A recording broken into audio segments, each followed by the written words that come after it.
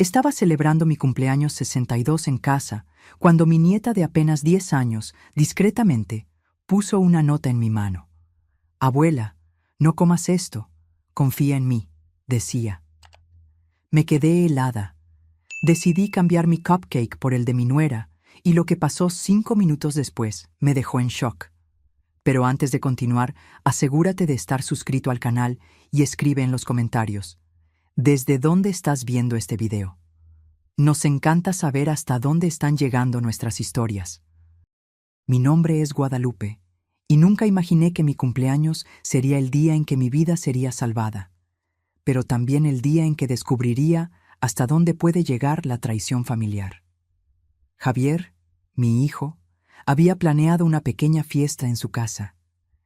Era una celebración íntima, solo nosotros 4, yo, él y Alondra, mi nuera, además de Sofía, mi nieta de 10 años. Su casa era acogedora, decorada con buen gusto en tonos beige y azul, colores que Alondra siempre decía que combinaban con la energía de la familia. Las paredes estaban decoradas con fotografías de nuestra familia, aunque noté que las imágenes donde yo aparecía sola con Javier habían disminuido gradualmente en los últimos meses. Pequeños detalles que, mirando hacia atrás, debieron haberme alertado.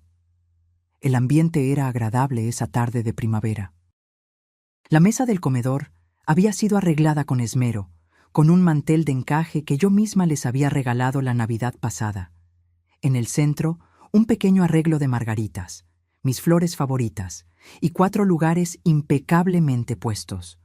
La luz del sol entraba por las amplias ventanas, creando un ambiente dorado y acogedor que contrastaba con lo que estaba a punto de suceder. Alondra había preparado mis platos favoritos: pollo asado con hierbas, papas gratinadas y una ensalada de hojas frescas. Para el postre, había hecho cupcakes de chocolate con cobertura de queso crema, una receta que yo le había enseñado en los primeros años de su matrimonio con Javier.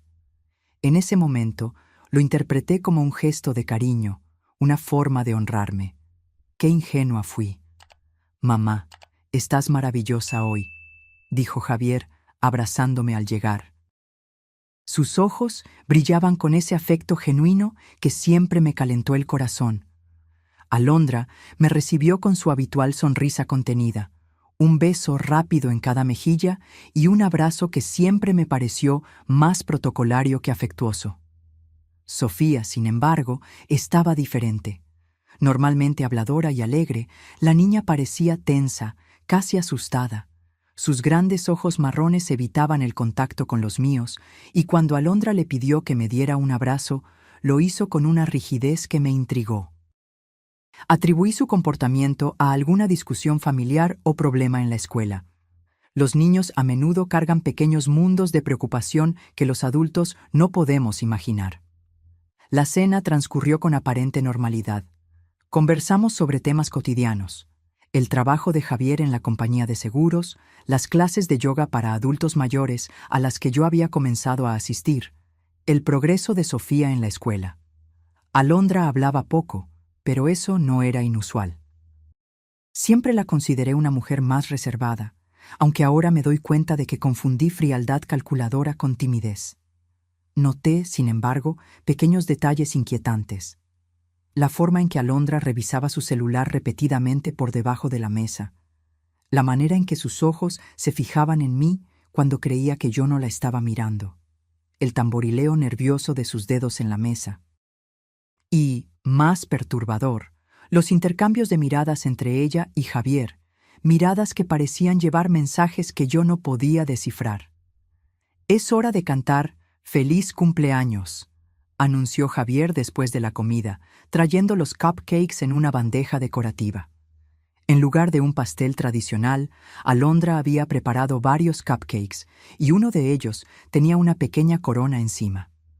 Pensé que el gesto era conmovedor, ignorando la voz interior que se preguntaba por qué no había velas para soplar. Fue cuando comenzamos a cantar «Feliz cumpleaños» que Sofía, sentada a mi lado, aprovechó el momento de distracción de sus padres para deslizar un pequeño pedazo de papel en mi mano. El movimiento fue tan discreto y rápido que ni Javier ni Alondra se dieron cuenta. La niña me lanzó una mirada intensa, casi implorativa, antes de volver a cantar con una voz forzadamente animada. Con el corazón acelerado sin saber por qué, mantuve el papel cerrado en mi mano. Esperé hasta que Javier saliera a buscar la cámara de fotos y Alondra fuera a la cocina a buscar platos para servir los cupcakes. Con manos temblorosas, desdoblé el papel por debajo de la mesa, manteniéndolo escondido de todos. El mensaje, escrito con la letra infantil pero urgente de Sofía, decía: «Abuela, no comas el cupcake, tu vida corre peligro, confía en mí». Su letra parecía desesperada, como si lo hubiera escrito a toda prisa. El mundo pareció detenerse. El sonido de todo a mi alrededor se convirtió en un zumbido distante. Miré el cupcake frente a mí, tan inocente, tan tentador. Mis ojos se encontraron con los de Sofía, que me observaba con intensidad, su pequeña cabeza inclinándose en un movimiento casi imperceptible de negación. Mi primera reacción fue de incredulidad. Seguramente mi nieta estaba imaginando cosas, pero algo en los ojos de Sofía, una urgencia y miedo genuinos, me hizo dudar. Rápidamente guardé la nota en el bolsillo de mi pantalón cuando Alondra regresó con los platos. Su sonrisa parecía normal, pero ahora la veía diferente. Había algo depredador en ella, algo calculador que me hizo sentir un escalofrío en la espalda. «Abuela, elige tu cupcake», dijo Sofía con una voz extrañamente enfática. Sus ojos estaban fijos en los míos, tratando de comunicar algo más. Alondra intervino rápidamente. «No, querida, ya le separé uno especial a la abuela. Este de aquí, con esa pequeña corona, hecho con más cariño». Ella empujó el cupcake hacia mí. Sus ojos se movían nerviosamente entre mi cupcake y mi rostro, como si estuviera esperando que lo comiera. Pero esperé el momento adecuado y tomé una decisión que cambiaría todo. Aprovechando un momento en que todos estaban distraídos con una historia divertida que mi hijo contaba, discretamente quité la pequeña corona de mi cupcake y lo cambié por el de Alondra. Fue un movimiento rápido, casi imperceptible. Cuando hablé de comer los cupcakes, mi hijo dijo: «Hagamos un brindis antes», propuso, levantando su copa de vino. «Por mamá, la mujer más fuerte y amorosa que conozco. Feliz cumpleaños». Brindamos, bebimos, y entonces Alondra sugirió que todos mordiéramos nuestros cupcakes juntos para tomar una foto. Fingí llevar el mío a la boca, pero no lo mordí, observando atentamente mientras Alondra le daba un generoso mordisco a lo que debía ser mi cupcake. Pasaron exactamente 10 minutos de conversación normal. Estábamos recordando historias antiguas cuando noté el primer cambio en Alondra. Su frente comenzó a brillar con un ligero sudor, a pesar del ambiente fresco.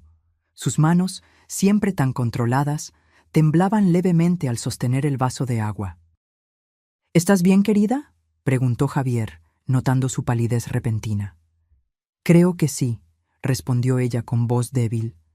«Tal vez algo que comí no me cayó bien». Sus ojos se encontraron con los míos por un segundo. Una mirada de confusión que rápidamente se transformó en comprensión horrorizada. Ella lo sabía. Sabía que yo había cambiado los cupcakes y ahora estaba sintiendo los efectos de lo que fuera que había puesto en el mío. Sofía observaba la escena con los ojos muy abiertos, una mezcla de miedo y alivio en su pequeño rostro.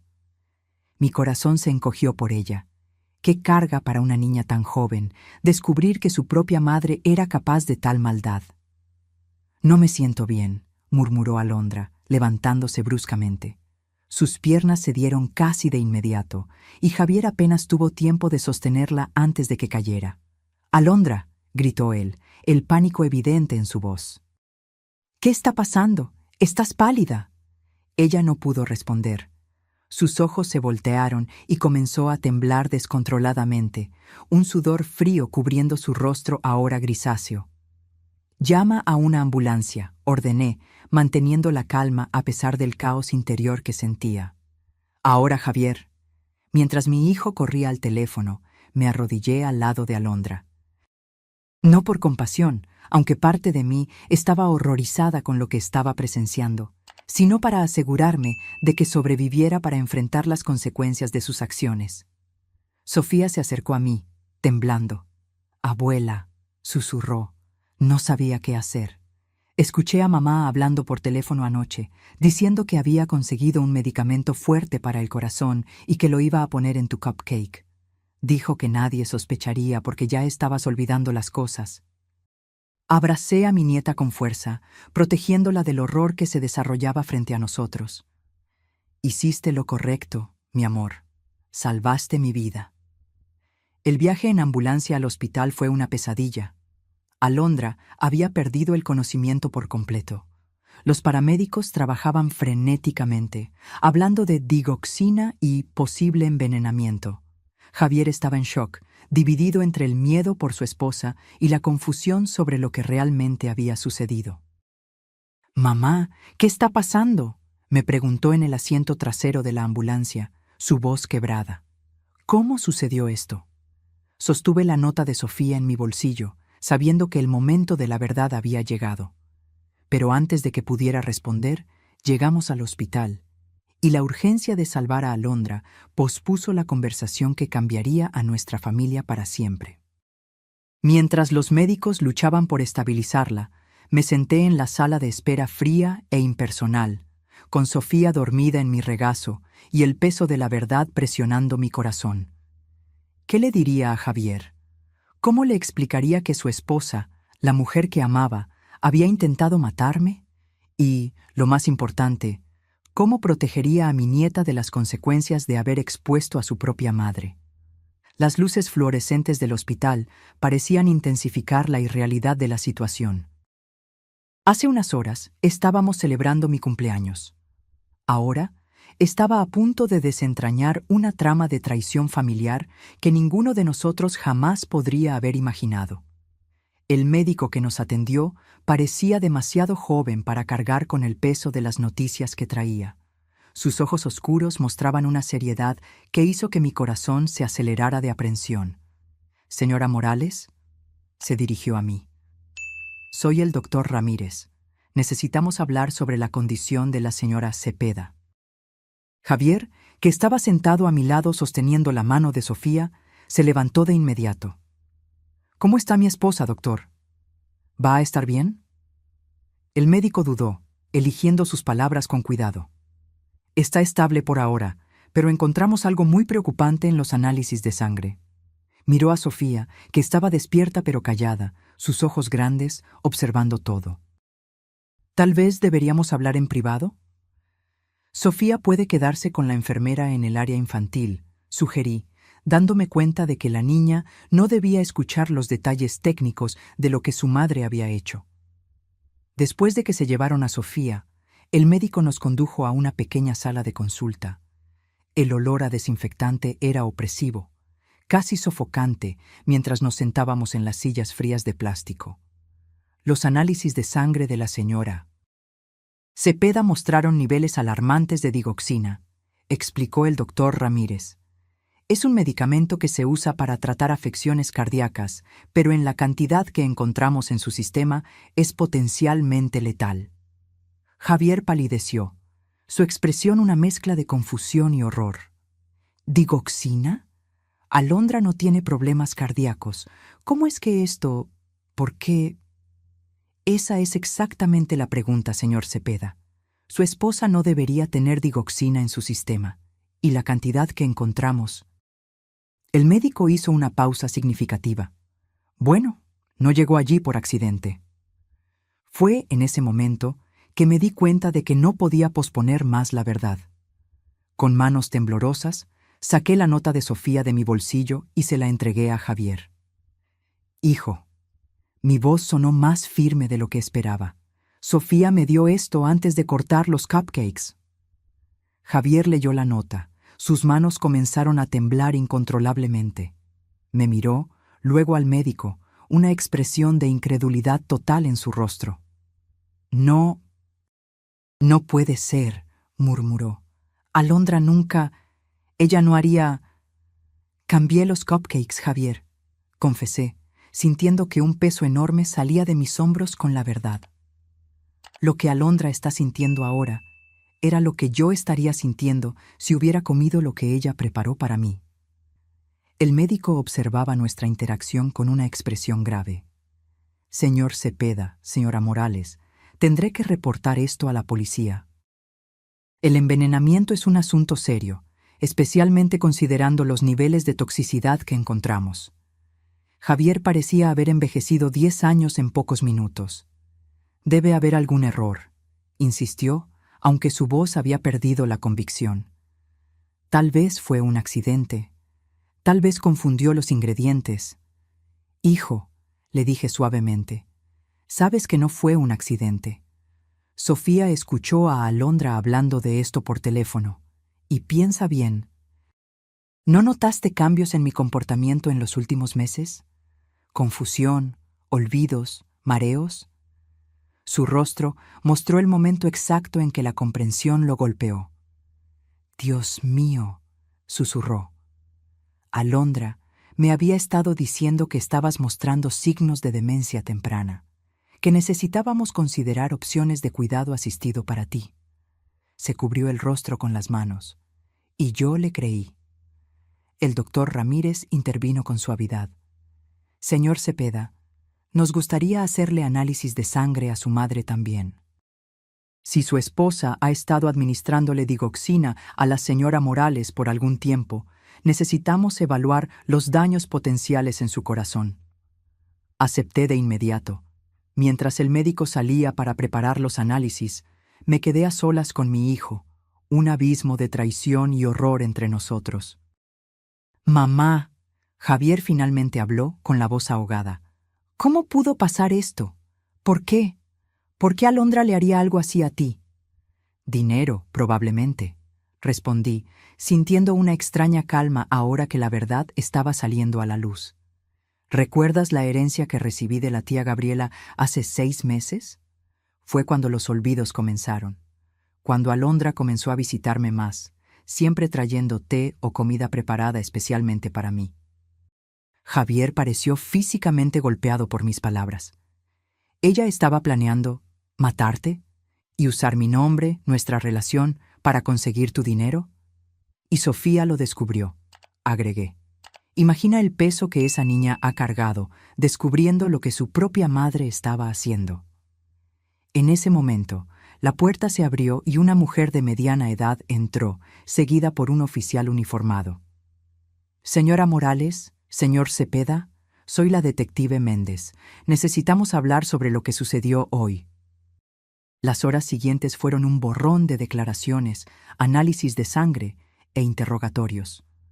La detective Méndez era meticulosa y compasiva, especialmente al hablar con Sofía. La niña, valiente más allá de sus años, contó cómo se había despertado la noche anterior con sed y había escuchado a su madre por teléfono en la cocina. Estaba hablando de la abuela, explicó Sofía, su vocecita temblando ligeramente. Dijo que había conseguido un medicamento fuerte que haría que pareciera natural. Que la abuela ya estaba mostrando signos de confusión y nadie sospecharía. Sus ojos se llenaron de lágrimas. Sabía que estaba mal. Mamá siempre me enseñó que envenenar está mal. En las historias, solo los villanos envenenan a las personas.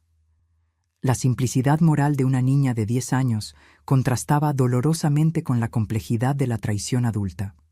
Mientras Sofía hablaba, sostuve su mano, maravillada con su valentía y claridad de pensamiento. Los resultados de mis análisis de sangre confirmaron nuestras sospechas. Había rastros de digoxina en mi sistema, no lo suficiente para ser fatal, pero indicando claramente que había estado siendo envenenada gradualmente durante semanas, tal vez meses. El envenenamiento crónico con digoxina puede causar confusión, problemas de memoria, fatiga, explicó el doctor Ramírez. Síntomas fácilmente atribuibles a la edad o demencia temprana, especialmente por familiares sin entrenamiento médico. La detective Méndez tomó notas detalladas. Señor Cepeda, ¿su esposa alguna vez sugirió cambios en el testamento o en las finanzas de su madre? Javier parecía destrozado al responder. Sí. Hace 2 semanas logró que mi madre firmara un poder que me daba control sobre sus finanzas en caso de que su condición empeorara. Yo pensé que estábamos ayudando. ¿Y dónde están esos documentos ahora? En nuestra caja fuerte en casa, junto con los otros documentos importantes. La detective le pidió a Javier que recuperara esos papeles lo antes posible. Necesitaremos investigar cuándo fueron redactados y quién los preparó. Los documentos obtenidos bajo falsas premisas o coerción son legalmente inválidos. Mientras esta conversación sucedía, yo observaba a Sofía, que se había acurrucado en una silla en la esquina de la sala. Sus pequeños hombros cargaban un peso inmenso. Había denunciado a su propia madre, algo que ninguna niña debería tener que hacer. Me acerqué a ella y me arrodillé, ignorando el dolor en mis rodillas. Sofía, mi amor, quiero que sepas que hiciste lo correcto. Fuiste muy, muy valiente. Sus ojos, tan parecidos a los de Javier, se encontraron con los míos. ¿Mamá irá a prisión? ¿Cómo responder a eso? ¿Cómo explicarle a una niña que sí, su madre probablemente iría a prisión por intentar matar a su abuela? ¿Que nuestra familia nunca más sería la misma? No sé qué va a pasar con tu madre, respondí honestamente. Pero sé que tú, tu papá y yo estaremos juntos. Nos cuidaremos unos a otros, pase lo que pase. Ella asintió, una comprensión más allá de su edad en sus ojos. Mamá hizo algo muy malo, ¿verdad? Sí, querida, respondí, sosteniendo sus pequeñas manos en las mías. Pero eso no significa que hiciste algo malo al contarnos. Salvaste mi vida, Sofía. Esa noche, ninguno de nosotros regresó a casa. Javier y Sofía se quedaron conmigo en un hotel cerca del hospital. Ninguno de nosotros queriendo enfrentar la casa que ahora parecía contaminada por la traición de Alondra. Sofía durmió entre nosotros en una cama grande, su respiración finalmente tranquila después de horas de llanto. En la oscuridad de la habitación, Javier me susurró: «Mamá, ¿cómo vamos a seguir adelante después de esto? ¿Cómo le explicamos a Sofía que su madre intentó? No pudo completar la frase. Día a día, respondí, sintiendo el peso y la sabiduría de mis 62 años. Así es como seguimos, un día a la vez, con verdad y amor. Mientras Sofía dormía entre nosotros, un símbolo de la inocencia en medio de la traición, me prometí a mí misma que, de alguna manera, encontraríamos un camino a través de esta pesadilla. No solo por mí, no solo por Javier, sino principalmente por esta niña valiente que había sacrificado tanto por hacer lo que era correcto. A la mañana siguiente, nos informaron que Alondra había recuperado el conocimiento. Su estado era estable, aunque los médicos continuaban monitoreando su corazón de cerca. La detective Méndez sugirió que la confrontara, con la policía presente para registrar cualquier confesión o declaración incriminatoria.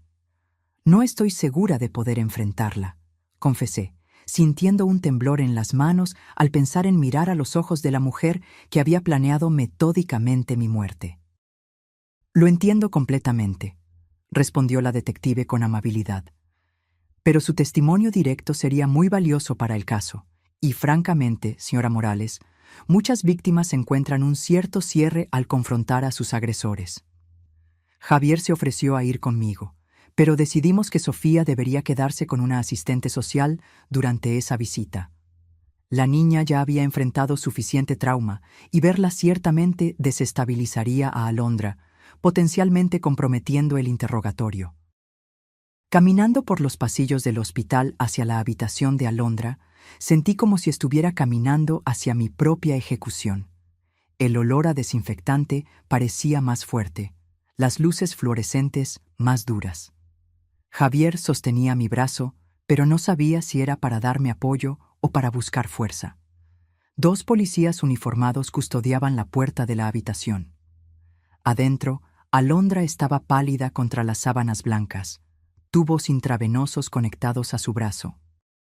Cuando nos vio, su rostro mostró una mezcla desconcertante de emociones: sorpresa, miedo Y luego, rápidamente, una máscara de preocupación y vulnerabilidad.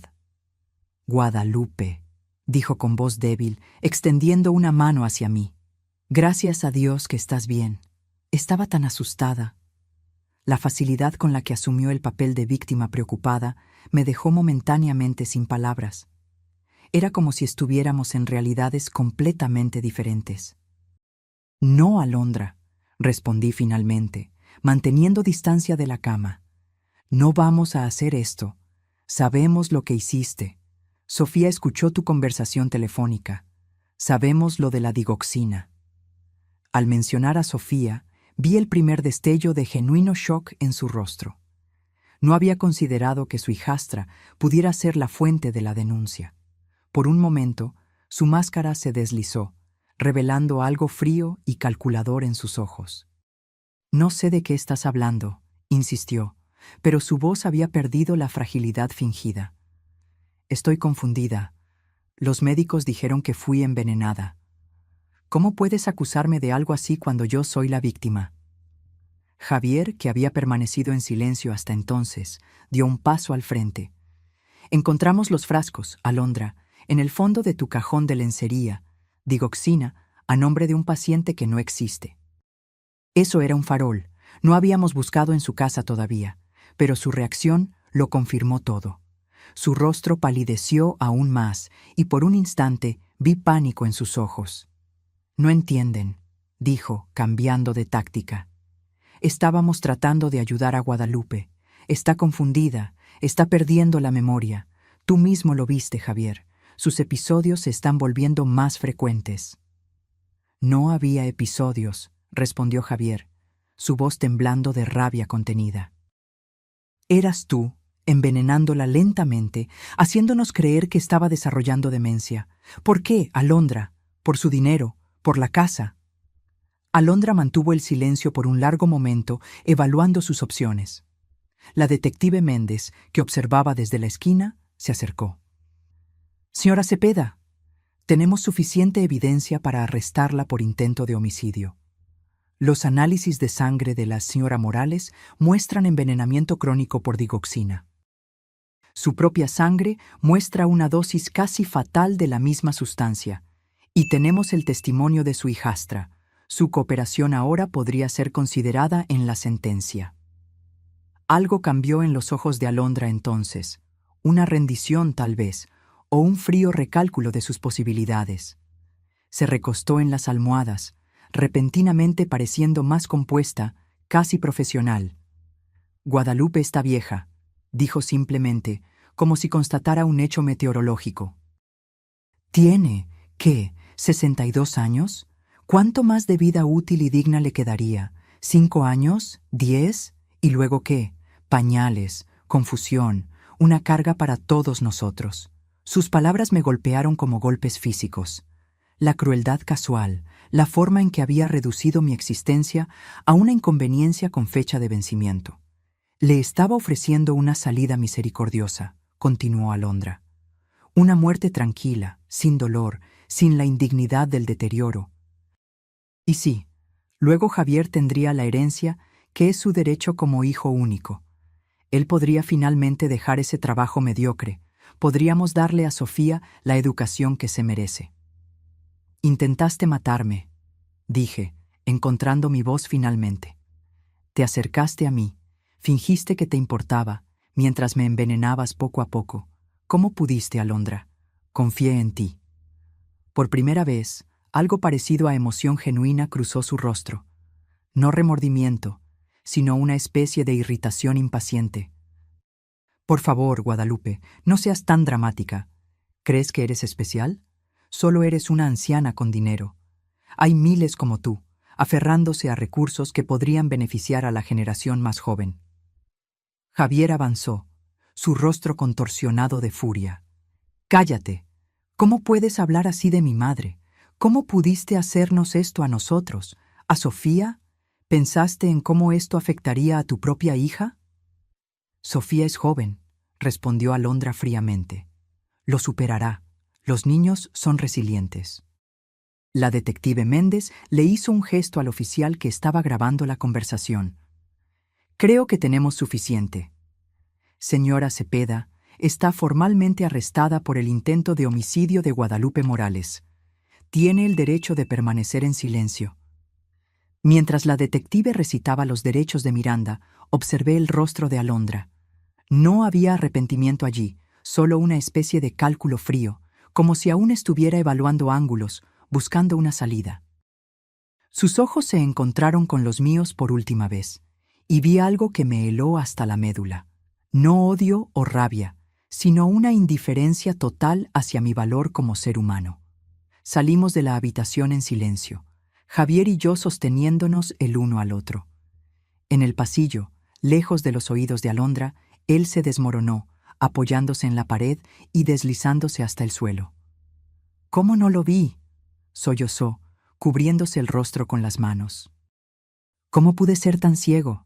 Ella estaba envenenando a mi madre justo debajo de mi nariz, y yo no solo no me di cuenta, sino que la ayudé, creyendo las mentiras sobre la demencia». Me arrodillé a su lado, ignorando el dolor en mis viejas rodillas, y sostuve su rostro entre mis manos. «Hijo, no tenías forma de saberlo. Alondra es manipuladora, es lo que hace, nos engañó a todos. Pero soy tu hijo», insistió, con la voz ahogada. «Debería protegerte. En cambio, estaba planeando ponerte en un asilo porque creía que te estabas volviendo senil». La detective Méndez se acercó, ofreciéndole pañuelos a Javier y dándonos un momento para recuperarnos. «Señor Cepeda», dijo amablemente, «las personas como su esposa son expertas en manipulación. Construyen mentiras tan convincentes que incluso los profesionales entrenados pueden ser engañados. No se culpe». Regresamos al hotel, donde Sofía nos esperaba con la asistente social. La niña corrió a los brazos de su padre tan pronto como nos vio, y mi corazón se encogió al ver el vínculo entre ellos, algo genuino y puro en medio de tanta falsedad. Los días siguientes fueron un borrón de declaraciones policiales, consultas con abogados y largas conversaciones con psicólogos, especialmente para Sofía. Alondra fue transferida del hospital a la prisión tan pronto como su estado de salud lo permitió, acusada formalmente de intento de homicidio premeditado. La investigación reveló horrores que ni imaginábamos. En su computadora, la policía encontró extensas búsquedas sobre envenenamiento por digoxina, síntomas de demencia y cómo falsificar documentos legales. También había correos electrónicos intercambiados con una inmobiliaria sobre la venta de mi casa, algo que sería posible tan pronto como el poder que me había hecho firmar entrara en vigor. Más perturbadoras aún fueron las conversaciones con un hombre llamado Rafael, aparentemente un exnovio con quien había mantenido contacto. En los mensajes, ella discutía abiertamente sus planes. «La vieja no durará más de 2 meses. Ya conseguí el poder. Cuando la internen por demencia, venderemos la casa y seremos libres». En otros mensajes, detallaba cómo estaba aumentando gradualmente las dosis de digoxina, quejándose de que yo era más resistente de lo que esperaba. Cuando la detective me mostró estas evidencias, sentí una náusea profunda, no solo por el horror de lo que se había planeado, sino por la frialdad calculadora con la que Alondra había orquestado todo. ¿Cómo podía alguien reducir a otro ser humano, alguien con quien compartió comidas, celebró cumpleaños, construyó recuerdos, a nada más que un obstáculo a ser eliminado? «Es más común de lo que imagina», dijo la detective cuando expresé mi conmoción. «Tenemos casos de envenenamiento por familiares casi todos los meses. Generalmente es por dinero, a veces por venganza. Lo que hace que el caso de Alondra sea inusual es el nivel de planificación y su paciencia». Una noche, aproximadamente una semana después del incidente, Sofía vino a mi habitación en el apartamento temporal que habíamos alquilado. Javier finalmente se había quedado dormido después de días de insomnio, y la niña debería estar durmiendo también. «Abuela», susurró, sus ojos grandes en la penumbra, «¿puedo contarte algo?».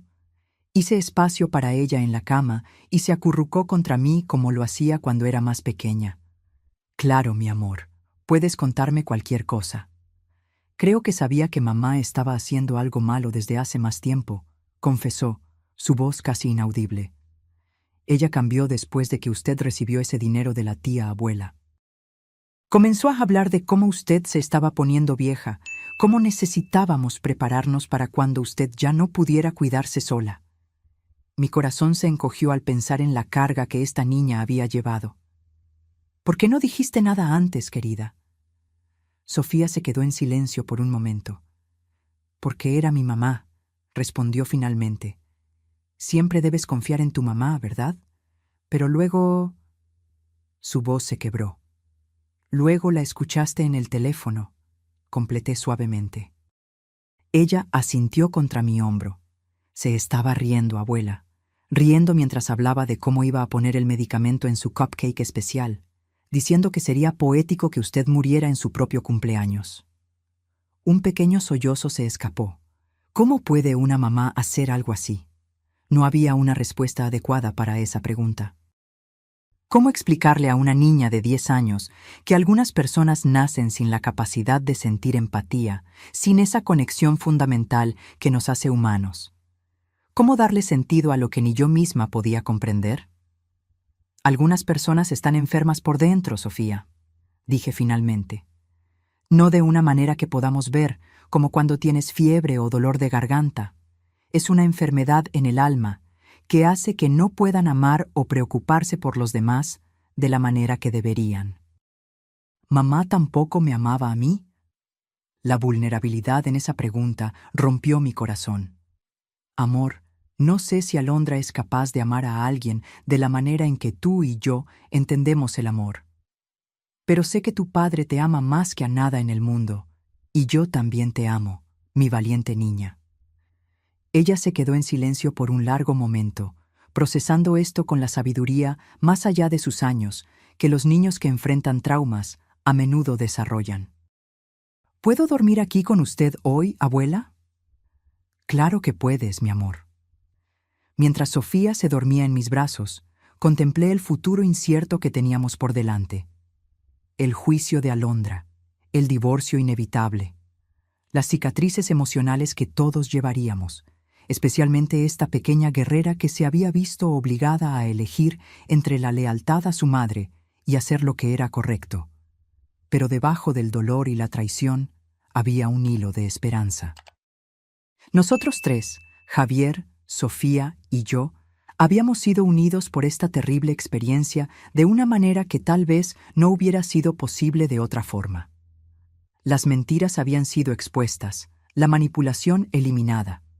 Lo que quedaba era real, un amor genuino, basado no en falsas pretensiones o agendas ocultas, sino en una verdad compartida, por más dolorosa que fuera. Superaremos esto, susurré a la Sofía dormida, una promesa para ella y para mí misma. Juntos encontraremos un camino a través de esta oscuridad. El juicio de Alondra comenzó 6 meses después de mi fatídico cumpleaños. Medio año de preparación emocional y legal, de sesiones de terapia y noches de insomnio. Medio año de reconstruir nuestra pequeña familia a partir de los escombros de la traición. El tribunal era un imponente edificio de piedra gris, frío y formal como el sistema de justicia que representaba. Me senté en la primera fila, con Javier a mi lado y Sofía entre nosotros, todos vestidos con ropa formal y expresiones solemnes. La fiscal, una mujer de mediana edad llamada Carmen Vázquez, nos había preparado meticulosamente para este momento, pero nada podía realmente prepararnos para ver a Alondra entrar escoltada, vestida con un simple traje gris, el cabello recogido en un moño estricto. Parecía más pequeña de alguna manera, despojada del poder que una vez ejerció sobre nuestras vidas. Sus ojos recorrieron el tribunal, deteniéndose brevemente en nosotros. Cuando su mirada se encontró con la de Sofía, vi algo que nunca antes había notado. Una chispa de algo casi humano, rápidamente suprimida. La jueza, la honorable María Elena Gutiérrez, era una mujer de presencia imponente y mirada penetrante. Estamos aquí para el caso del Estado contra Alondra Cepeda, acusada de intento de homicidio premeditado, abuso de ancianos, envenenamiento, falsificación de documentos y fraude. Su voz resonó en la sala silenciosa. Mi testimonio fue el primero. Caminé hasta el estrado de testigos con pasos que esperaba que parecieran más firmes de lo que me sentía. Mientras juraba decir la verdad, noté cómo mis manos estaban arrugadas bajo las luces brillantes del tribunal, manos que habían cocinado para Alondra, que habían sostenido a la recién nacida Sofía, que ahora temblaban ligeramente al ser levantadas para el juramento. La fiscal me guió a través de la narrativa de los eventos con una delicadeza profesional. Conté sobre los olvidos que comenzaron después de recibir la herencia de la tía Gabriela. Sobre cómo Alondra comenzó a visitarme con más frecuencia, siempre trayendo comida o té. Sobre cómo gradualmente comencé a sentirme confundida, a dudar de mi propia mente. Señora Morales, preguntó la fiscal, ¿cuáles eran sus síntomas durante ese periodo? Mareo, confusión, fatiga extrema, respondí, sintiendo el peso de los recuerdos. Había días en que no podía recordar lo que había hecho por la mañana, momentos en que me perdía en medio de una frase. Empecé a pensar que estaba desarrollando demencia, como mi esposo. ¿Y estos síntomas ocurrían con algún patrón específico? Siempre empeoraban después de las visitas de Alondra. En ese momento, lo atribuía a la agitación de tener compañía. Ahora sé que era porque ella estaba poniendo digoxina en mi comida o bebida. La defensa, naturalmente, intentó desacreditar mi testimonio. El abogado de Alondra, un hombre delgado con ojos calculadores, insinuó que yo realmente podría estar sufriendo de demencia temprana y que las acusaciones eran el resultado de confusión mental.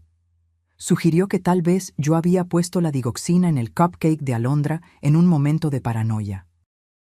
«Señora Morales», preguntó con falsa solicitud, ¿no es cierto que su propia madre fue diagnosticada con Alzheimer a los 63 años? ¿Solo un año más que su edad actual? Mantuve la compostura, aunque sentí que mi rostro se calentaba de indignación. Mi madre tuvo Alzheimer, sí, pero a diferencia de su condición, mis síntomas comenzaron y se detuvieron de acuerdo con la presencia de su cliente en mi vida, y, curiosamente, desaparecieron por completo después de mi envenenado cumpleaños.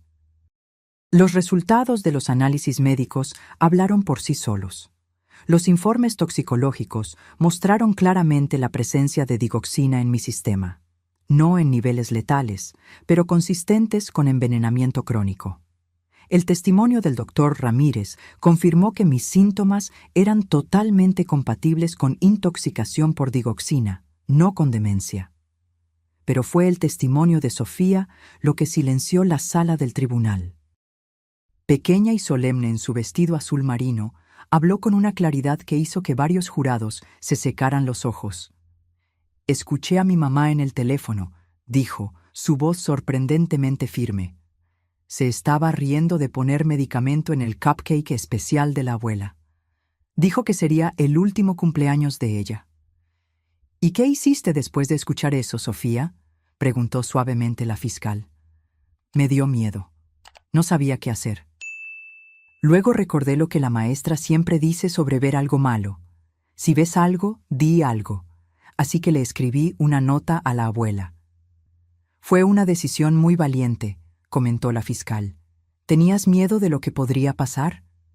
Sofía miró directamente a Alondra por primera vez. Tenía miedo de que la abuela muriera, y tenía miedo de que mi mamá se enojara conmigo. Pero la abuela siempre me enseñó que tenemos que hacer lo correcto, incluso cuando es difícil. En las semanas que siguieron, el juicio reveló la extensión completa de los planes de Alondra. Expertos forenses recuperaron correos electrónicos borrados, historiales de búsqueda y mensajes de texto que pintaban un cuadro de una manipulación meticulosamente planeada. Las evidencias médicas eran incuestionables. Los documentos legales que me había hecho firmar fueron claramente obtenidos bajo coerción y falsas premisas. Más devastador aún fue el descubrimiento, a través de la investigación más profunda de la detective Méndez, de que Alondra había hecho esto antes. Una anciana en Tijuana, prima lejana de su primer marido, había muerto en circunstancias similares 3 años antes. Elena Gómez, de 76 años, había dejado una modesta herencia a Alondra después de una repentina enfermedad degenerativa. Los familiares habían sospechado, pero sin pruebas concretas, nada se pudo hacer en ese momento. El patrón es idéntico, explicó la detective en el tribunal. Acercamiento gradual, ganancia de confianza, sugerencias de deterioro mental, aislamiento de la víctima de otros familiares, documentos legales modificados y, finalmente, una muerte que parecía natural. Cuando llegó el turno de Alondra de testificar, su estrategia había cambiado. Ya no era la manipuladora segura que yo había confrontado en el hospital. Ahora se presentaba como una mujer rota, víctima de abuso en la infancia, sufriendo de trastorno límite de la personalidad que la hacía incapaz de comprender completamente la moralidad de sus acciones. Yo solo quería lo mejor para nuestra familia, dijo, con lágrimas perfectamente cayendo por su rostro. Javier era infeliz en su trabajo. Sofía necesitaba una mejor educación. Yo no estaba pensando con claridad. Simplemente vi una solución para nuestros problemas. Observé su actuación con una mezcla de fascinación y repulsión. Había algo casi admirable en la forma en que podía reinventarse, adaptando su personalidad a las circunstancias como un camaleón. Si no fuera por la montaña de evidencia en su contra, casi podría haber creído en su contrición. Los jurados no fueron engañados. Después de solo 6 horas de deliberación, regresaron con el veredicto: culpable de todos los cargos. La sentencia: 25 años de prisión sin posibilidad de libertad condicional, considerando la premeditación y el historial de comportamiento similar. Cuando la jueza anunció la sentencia, sentí una extraña ausencia de triunfo. No había alegría en ver una vida desperdiciada de esa manera, solo un profundo cansancio y un deseo de seguir adelante. Sofía lloró en silencio al lado de Javier, no de tristeza por la condena de su madre, sino de alivio por el fin de la pesadilla. Al salir del tribunal ese día, bajo el cielo claro de otoño, me di cuenta de que finalmente éramos libres, no solo de la amenaza física que Alondra representaba, sino del poder emocional que había ejercido sobre nosotros. ¿Qué hacemos ahora?, preguntó Javier mientras caminábamos hacia el auto, Sofía sosteniendo nuestras manos entre nosotros, formando una pequeña cadena humana de sobrevivientes. Vivimos, respondí simplemente. Curamos, reconstruimos. En los meses que siguieron al juicio, hicimos exactamente eso. Javier vendió la casa donde había vivido con Alondra. Ninguno de nosotros podía soportar las memorias impregnadas en esas paredes, y encontró un apartamento alegre con ventanas grandes que llenaban las habitaciones de luz. Sofía cambió de escuela, un nuevo comienzo donde no sería la niña cuya madre intentó matar a su abuela. Yo también hice cambios. Vendí mi antigua casa, llena de recuerdos ahora manchados, y compré una pequeña casa de 2 habitaciones cerca del apartamento de Javier. Planté un jardín en el patio trasero, algo que siempre quise hacer, pero nunca había encontrado tiempo o energía. Había algo profundamente terapéutico en hundir las manos en la tierra, en nutrir vida nueva después de haber estado tan cerca de la muerte. Sofía pasaba las tardes conmigo después de la escuela mientras Javier trabajaba. Juntas, hacíamos pasteles y galletas, reclamando nuestras tradiciones culinarias del veneno de la traición. Yo le enseñaba a tejer, a jugar ajedrez, a reconocer las constelaciones en el cielo nocturno. A cambio, ella me enseñaba a usar una tableta, a jugar sus videojuegos favoritos, a comprender las complejidades de la música que los jóvenes escuchaban hoy en día. Gradualmente, las heridas comenzaron a cicatrizar. No perfectamente, siempre habría cicatrices, pero lo suficiente para que pudiéramos encontrar alegría de nuevo, para que pudiéramos confiar, aunque con cautela. Un año después del incidente del cupcake, celebramos mi cumpleaños 63. Fue una fiesta sencilla en el jardín de mi nueva casa. Solo nosotros 3, más algunos nuevos amigos que había hecho en el grupo de apoyo para sobrevivientes de abuso de ancianos al que comencé a asistir. Javier preparó una parrillada y Sofía había decorado el patio con linternas de colores. No hubo cupcakes. Creo que nunca más podríamos mirar uno sin recordar. En su lugar, Sofía y Javier prepararon un pastel simple de chocolate. Cuando se encendieron las velas, miré los rostros a mi alrededor, iluminados por la luz dorada. Rostros de personas que me amaban genuinamente, sin segundas intenciones ni agendas ocultas. «Pide un deseo, abuela», dijo Sofía, con sus ojos brillando. Cerré los ojos y deseé lo que ya habíamos comenzado a construir. Una vida de verdad, de confianza restaurada, de amor que sana. Cuando soplé las velas, sentí no solo el peso de mis 63 años, sino también la ligereza de quien ha ganado una segunda oportunidad. Han pasado 3 años desde el cumpleaños, que casi fue mi último. Hoy, a los 65 años, me encuentro reflexionando sobre todo lo que ha cambiado y todo lo que he aprendido sobre la confianza, la traición y, sorprendentemente, el perdón. Javier encontró un nuevo amor.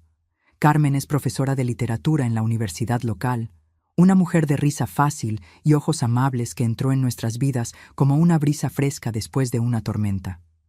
Al principio, Javier estaba reacio, cargando el peso de la culpa y el miedo.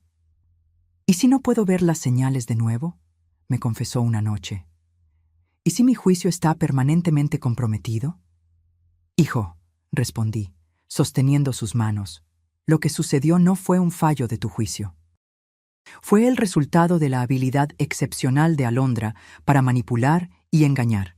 Y ahora todos nosotros tenemos detectores de mentiras más agudos». Cuando Carmen vino a cenar a mi casa por primera vez, la observé con ojos entrenados por la amarga experiencia. Pero donde Alondra había mostrado sonrisas calculadas e interés superficial, Carmen ofrecía risas genuinas y curiosidad sincera. Donde Alondra había aislado a Javier de mí, Carmen incentivaba nuestra relación, sugiriendo a menudo actividades para los 3, y pronto para los 4, incluyendo a Sofía. Sofía, ahora de 13 años, floreció bajo el cuidado constante de su padre y mi amor incondicional. La terapia la ayudó a procesar la traición de su madre y a entender que no había sido su culpa. «Tomaste la decisión más valiente y correcta posible», le aseguró su terapeuta repetidamente. «Salvaste a tu abuela y ayudaste a tu madre a enfrentar las consecuencias de sus elecciones». Aún hay días difíciles, por supuesto, días en que Sofía regresa de la escuela con ojos rojos porque algún niño cruel mencionó a su madre asesina. Días en que se pregunta si también podría volverse como Alondra, un miedo que abordamos de inmediato con amor y terapia. «La bondad no es solo algo con lo que nacemos», le expliqué durante una de esas crisis. «También es una elección que hacemos todos los días, y tú, mi querida, haces esa elección constantemente». La vida de Alondra en prisión sigue siendo una presencia periférica en nuestras vidas. Ella escribe cartas ocasionalmente, a Javier, a Sofía, incluso a mí. Las primeras eran manipuladoras, llenas de autovictimización e intentos sutiles de sembrar discordia. «Tu padre nunca te cuenta la verdad completa, Sofía», escribió una vez. «Pregúntale sobre nuestra cuenta bancaria secreta». No había cuenta secreta, solo otro intento de crear desconfianza. Con el tiempo, cuando sus manipulaciones no obtuvieron respuesta, las cartas se volvieron más honestas, o al menos tan honestas como alguien como Alondra puede ser. «No sé por qué hice lo que hice», escribió en su carta más reciente. «Hay algo roto en mí que no puedo arreglar».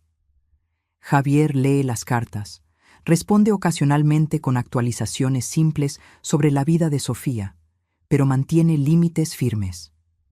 Sofía, después de una cuidadosa consideración y discusiones con su terapeuta, decidió no leer las cartas de su madre hasta sentirse emocionalmente preparada, tal vez cuando sea mayor. Yo, sorprendentemente, respondí a una de las cartas de Alondra. no por un deseo de reconciliación o por una necesidad no resuelta de confrontación, sino por algo más complejo, un deseo de entender lo incomprensible. ¿Por qué yo?, le pregunté directamente. De todas las personas con recursos que podrías haber elegido como objetivo, ¿por qué la madre de tu marido? Su respuesta llegó semanas después, escrita con una letra extrañamente infantil para una mujer de su inteligencia. Estabas allí, confiabas en mí, era fácil. La crueldad casual de esas palabras me golpeó de una manera que ni siquiera sus acciones anteriores lo habían hecho. La aleatoriedad de eso. Podría haber sido cualquier persona con dinero que se cruzara en su camino y bajara la guardia. Este entendimiento trajo consigo un tipo extraño de liberación. La traición de Alondra nunca fue realmente sobre mí, mis fallas, mi ingenuidad, mis vulnerabilidades. Fue sobre los vacíos dentro de ella que nada podía llenar. Con esta comprensión vino no el perdón, exactamente, sino una especie de desapego. Ya no necesitaba cargar la ira como una armadura contra futuras traiciones. En su lugar, redirigí mi energía hacia algo más constructivo. Junto con otras 2 sobrevivientes de abuso de ancianos que conocí en el grupo de apoyo, fundé una pequeña organización llamada Vigilancia Plateada. Nuestro objetivo es educar a los ancianos y sus familias sobre las señales de abuso financiero y físico, especialmente cuando proviene de personas cercanas y de confianza. Visitamos centros comunitarios, residencias asistidas y grupos de jubilados, compartiendo nuestras historias y proporcionando recursos concretos. El aislamiento es la primera táctica, explicamos. Si alguien está tratando de limitar su acceso a otros seres queridos o amigos, eso es una señal de alerta. Más importante aún, enfatizamos que no hay vergüenza en haber sido engañado. Los manipuladores son especialistas en lo que hacen, digo en cada charla. Estudian tus vulnerabilidades, ganan tu confianza y explotan exactamente lo que más valoras, a menudo tu amor por tu familia. Nuestro trabajo generó un interés inesperado de los medios locales. Un periódico hizo un reportaje sobre nosotros, lo que llevó a una entrevista en la televisión. De repente, estaba recibiendo correos electrónicos y llamadas de personas de todo el país que habían pasado por experiencias similares o sospechaban que algo estaba mal en sus familias. Mi nuera insiste en que me estoy volviendo confusa, escribió una mujer de 78 años. Pero solo me siento así después de que ella me trae su té especial. Orientamos a esta señora a buscar ayuda médica de inmediato y a contactar a las autoridades.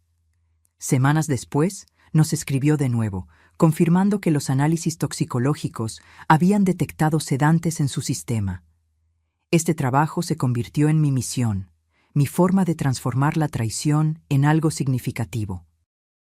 Cada persona que ayudamos a protegerse es una pequeña victoria contra lo que Alondra representa, la explotación de los vulnerables por aquellos que deberían cuidarlos. En casa, nuestra pequeña familia expandida encontró nuevos ritmos y tradiciones. Carmen se mudó al apartamento de Javier el año pasado, trayendo su colección de libros antiguos y su gato negro llamado Shakespeare. Sofía, inicialmente cautelosa con esta nueva figura materna, gradualmente bajó sus defensas cuando se dio cuenta de que Carmen no tenía interés en reemplazar a nadie, ni a su madre biológica, ni la relación especial que tenía conmigo. Nuestras noches de domingo se volvieron sagradas. Nos juntábamos a cenar, a veces en mi casa, a veces en su apartamento, y cada uno de nosotros comparte un momento de gratitud de la semana. Es una práctica simple, pero que nos mantiene anclados en el presente, apreciando lo que tenemos en lugar de rumiar el pasado. Estoy agradecida por mi nueva amiga Lucía, compartió Sofía recientemente. Fue la única en la clase que me defendió cuando Miguel hizo esa broma sobre que mi mamá está en la cárcel. Estoy agradecido por tu fuerza, Sofía, dijo Javier, sus ojos brillando de orgullo. Me enseñas todos los días lo que significa tener coraje. Estoy agradecida por estos momentos, agregó Carmen, por esta familia que me ha acogido con tanto amor. Cuando llegó mi turno, miré los rostros alrededor de la mesa. Mi hijo, que había encontrado la fuerza para confiar de nuevo. Mi nieta, cuya valentía a los 10 años había salvado mi vida. Y Carmen, que entró en nuestra familia rota con nada más que amor genuino. Estoy agradecida por la segunda oportunidad, dije simplemente, por estar viva para ver este momento. Más tarde esa noche, sola en mi casa, contemplé el jardín que había plantado 3 años atrás. Las tímidas semillas se habían transformado en un pequeño paraíso de colores y vida. Rosas trepadoras cubrían la pared del fondo. Girasoles se inclinaban hacia la luz. Hierbas aromáticas crecían en macetas pintadas a mano por Sofía. Era una metáfora tan obvia que casi me hizo sonreír. De la tierra envenenada de la traición habíamos creado algo nuevo y hermoso. No perfecto. Todavía había malas hierbas que arrancar, estaciones secas que atravesar, pero genuinamente nuestro. A los 65 años aprendí que la confianza, una vez rota, nunca se restaura por completo de la misma manera. Crece diferente, más cautelosa tal vez, pero también más valorada por saber lo que significa perderla. Como un hueso que se cura después de una fractura, puede volverse más fuerte exactamente en el punto donde se rompió. Rodeada por mi familia, sentí una profunda gratitud por el viaje que habíamos recorrido juntos. No era el camino que cualquiera de nosotros habría elegido, marcado como estaba por la traición y la casi tragedia. Pero era nuestro camino, y habíamos caminado por él con valentía, con amor, con una determinación que nos sorprendió a todos. 5 años después del cupcake, que casi me quita la vida, ya no me definía como una víctima, o incluso solo como una sobreviviente. Era simplemente Guadalupe, madre, abuela, defensora de causas importantes, mujer que vive cada día con una intensidad que tal vez nunca hubiera descubierto si la muerte no hubiera pasado tan cerca. La vida continúa, siempre, a veces rota, a veces reparada, pero siempre preciosa, siempre, infinitamente preciosa. Ahora, si te gustó esta historia, haz clic en este próximo video que está apareciendo en la pantalla, porque en él, la historia de traición y revuelta como nunca antes has visto.